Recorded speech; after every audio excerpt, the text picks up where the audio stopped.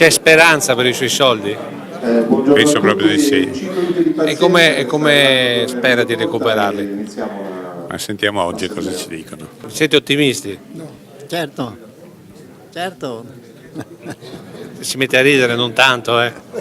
Vedo lì perché cosa vuoi fare?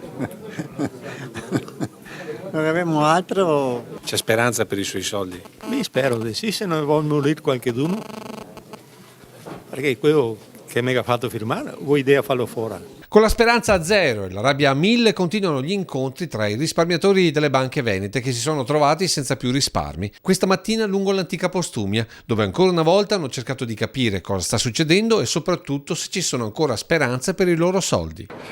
Stiamo per lanciare una campagna di raccolta firme estesa a tutto il territorio nazionale, risparmiatori e cittadini, per sostenere la costituzione di una commissione parlamentare d'inchiesta sulla questione delle banche popolari. Nella disperazione c'è chi si affida alla fede. Il desiderio è che tutta la Chiesa aiuti la povera gente defraudata, perché qui c'è anche la dignità di ogni persona che viene completamente sotterrata ed è una cosa grave. Giudizio divino sì, ma intanto chi ha perso tutto spera almeno nel giudizio terreno e possibilmente nel recupero del recuperabile in un mondo cinico in mano ai furbi. Ma è vero che il mondo si dei furbi?